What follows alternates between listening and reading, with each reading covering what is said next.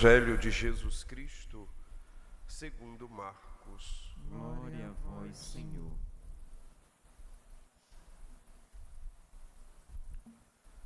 Naquele tempo, João disse a Jesus: Mestre, vimos um homem expulsar demônios em teu nome, mas nós o proibimos porque ele não nos segue.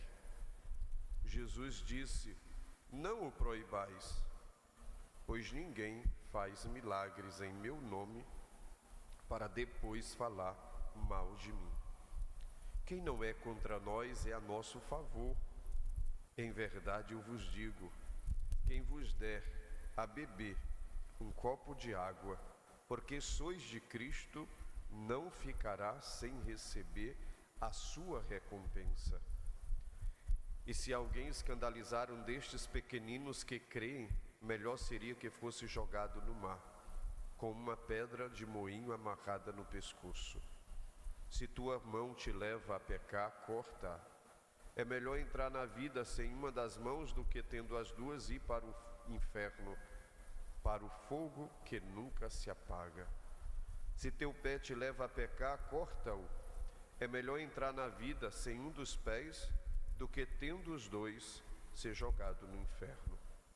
Se teu olho te leva a pecar, arranca-o.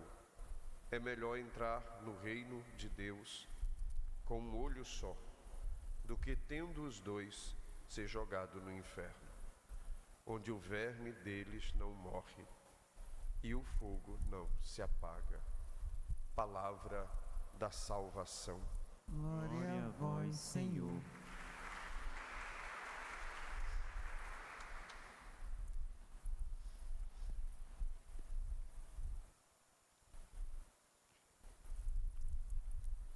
É preciso ter bem claro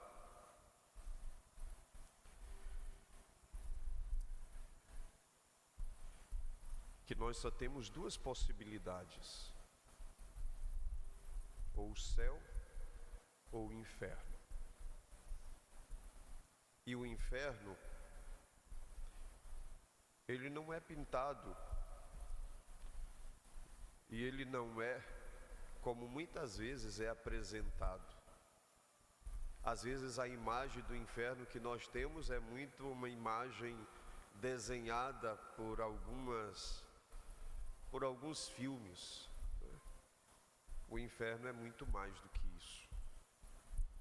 O inferno é a privação total de Deus. É o sofrimento eterno.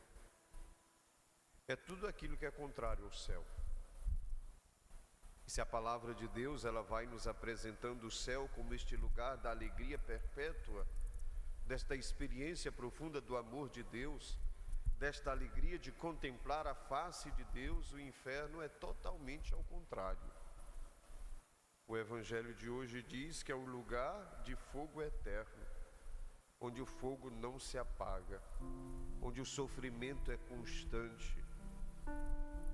Como pedir de Deus a graça de uma fé que faz com que o nosso coração cada vez mais busque esta proximidade com o coração de Deus.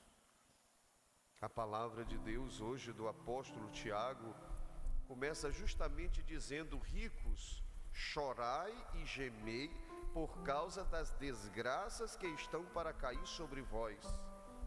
Vossa riqueza está apodrecendo e vossas roupas estão carcomidas pela traça. Esta riqueza, ela é muitas vezes aquilo que torna o nosso coração insensível ao coração de Deus. Esta riqueza, ela se constrói não só por um valor monetário, mas ela se constrói por meio de uma injustiça. O pior rico é aquele que é injusto, é aquele que rouba, é aquele que suborna, é aquele que mata, é aquele que é capaz de, para se dar bem, explorar o outro. Esta riqueza, ela joga o coração humano no inferno. Ela é uma riqueza que não adianta. Você pode até viver uma experiência boa neste mundo, mas o fechar dos olhos implica um sofrimento que talvez não recompense uma alegria constante neste mundo.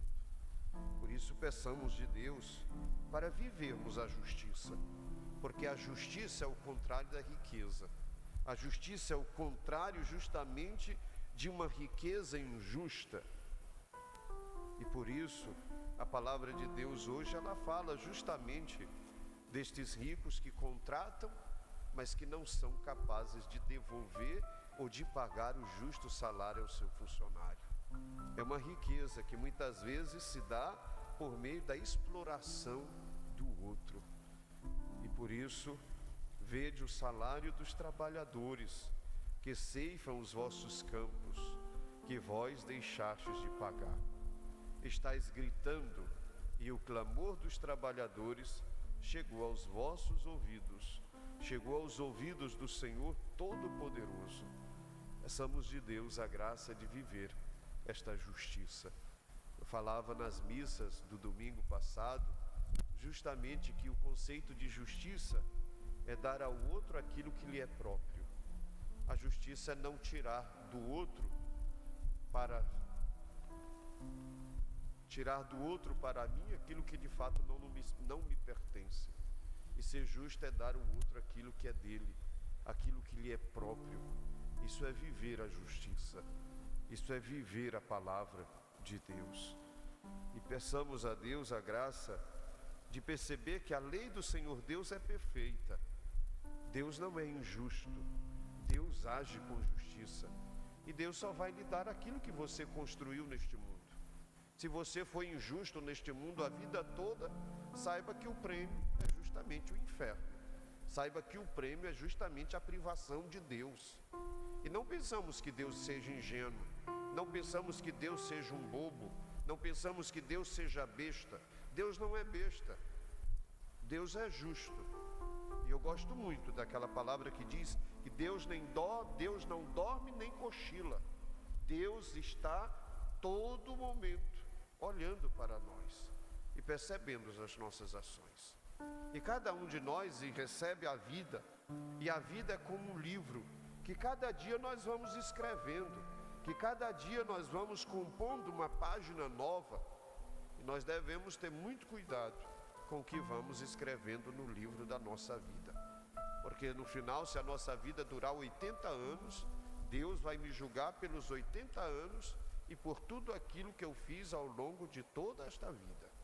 O julgamento de Deus é justo, e por isso olhemos a palavra que o Senhor hoje nos dirige, sobretudo neste Salmo 18. A lei do Senhor Deus é perfeita, e ela pode ser para a nossa alma justamente o que o salmista diz: alegria ao coração. Mas a perfeição dessa lei, ela pode ser a tristeza para o nosso coração mediante as nossas ações injustas, porque se as nossas ações forem injustas, o destino da nossa vida é de fato a experiência de um sofrimento eterno. E aí nós temos até o exemplo na Bíblia, por exemplo, daquele rico, né, e daquele pobre chamado Lázaro, que estava na porta do rico, e o rico todos os dias fazia banquetes, ricos banquetes com ricas iguarias, e aquele pobre batia a sua porta pedindo algo para comer, e aquele rico não era capaz de sair e lhe dar pelo menos um pedaço de pão seco para que ele pudesse comer. E diz a palavra que morre o pobre e ele vai repousar junto do pai Abraão, e morre o rico e ele vai para um lugar de sofrimento eterno. E a palavra de Deus diz que aquele rico teve uma visão do céu, e quando ele olhou para o céu, ele viu Lázaro com Abraão, e a palavra diz: Senhor, manda que pelo menos Lázaro molhe a ponta do dedo e toque a minha língua para aliviar o meu sofrimento. E depois pediu: deixa que alguém vá dizer aos meus irmãos para que eles mudem de vida e não tenham o mesmo destino que eu. O inferno é de fato o lugar deste sofrimento, e é preciso que eu tenha bem claro isso na minha vida. Só tem dois caminhos pelos quais eu posso trilhar: ou eu trilho o caminho de Deus, ou eu trilho um outro caminho. E esse outro caminho, ele não é para os filhos e filhas de Deus. E se somos filhos e filhas de Deus, devemos justamente buscar o caminho do céu, buscar o caminho da profecia, buscar o caminho da vivência perfeita do amor de Deus. E quando a palavra de Deus hoje mostra esses 70 sábios que profetizam e depois para a profetização, e depois essa profetização ela continua em edade e medade. E depois alguém ficou com ciúme, né? E foi mandar parar. Josué pediu que eles parassem. E Moisés repreende Josué. Moisés repreendeu Josué dizendo: tem ciúmes por mim? Quem dera que todo o povo do Senhor fosse profeta e que o Senhor lhe concedesse o seu espírito. Ser profeta significa ser boca de Deus. No Antigo Testamento, o profeta era aquele homem e aquela mulher que falava em nome de Deus e que falava a palavra de Deus.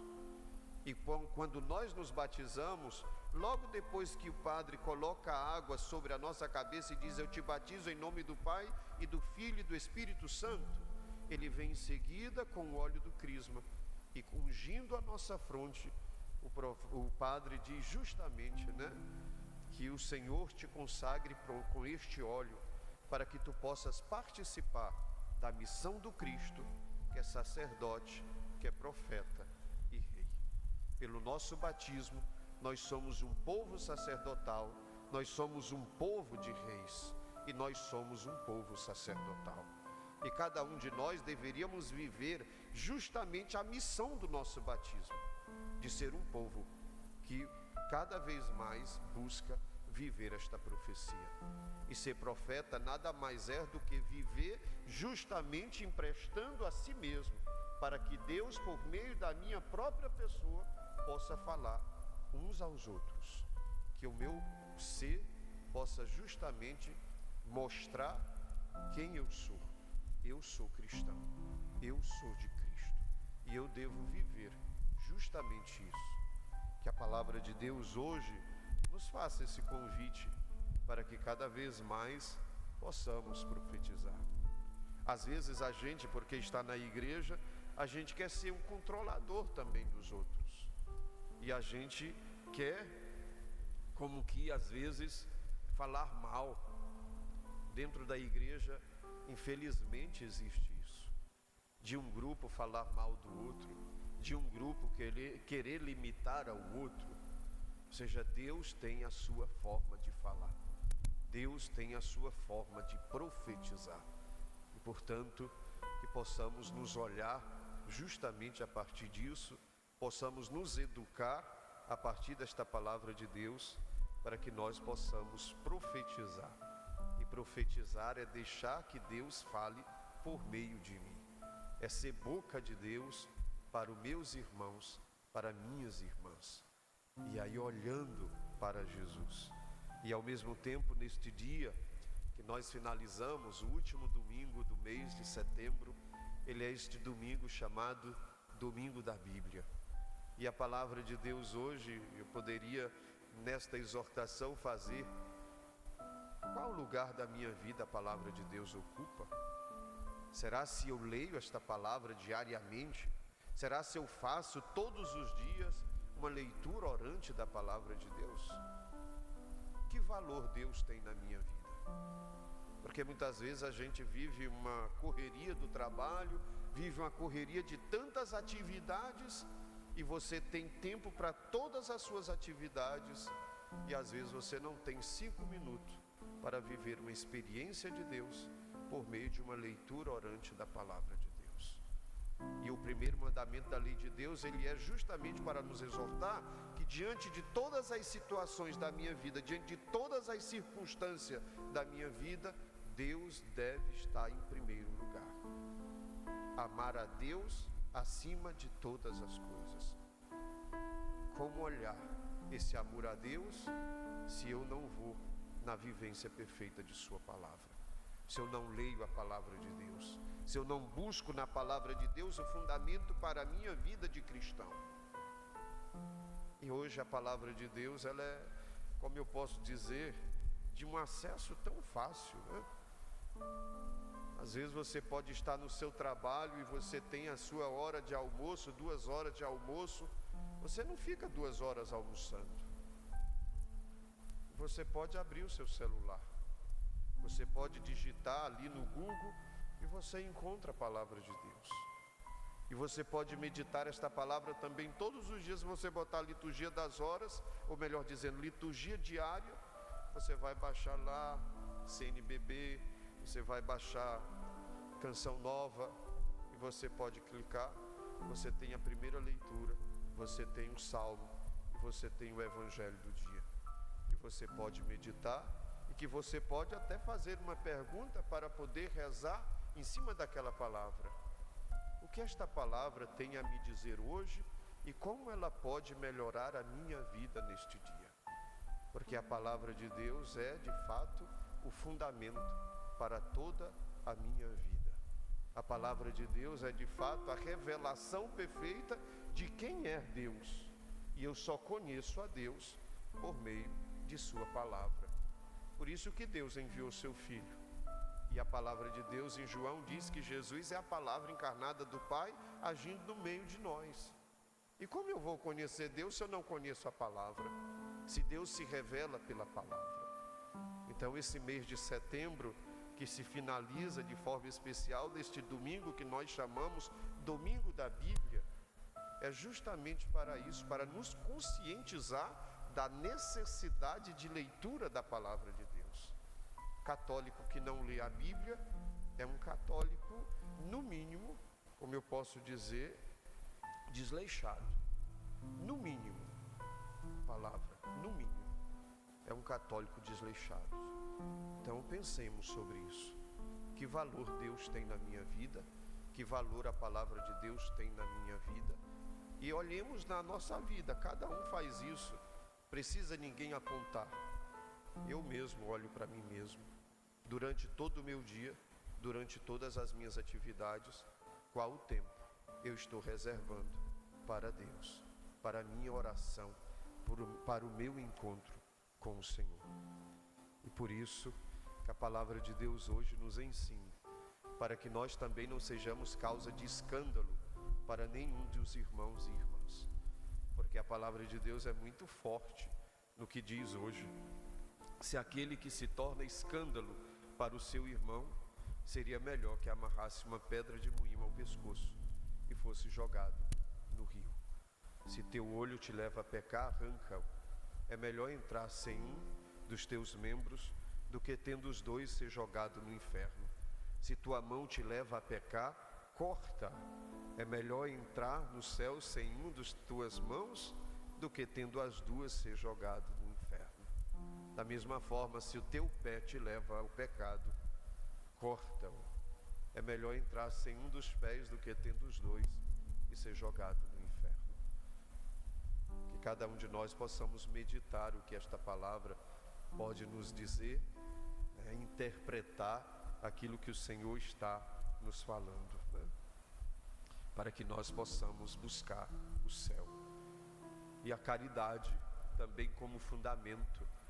E eu falava na missa passada, esse conceito de justiça, que é dar ao outro aquilo que é próprio. E eu até dizia que só a justiça não é fundamental, só a justiça não torna uma sociedade perfeita, porque a justiça é dar aquilo que é o próprio do outro. Por exemplo, se eu tenho esse vidro de álcool em gel na mão, mas ele não me pertence, ele é do meu irmão, o que é ser justo? Eu entregue a ele aquilo que é dele, porque isso não é meu, é dele. E eu não posso ficar com aquilo que é do outro. Então ser justo é dar ao outro aquilo que é dele.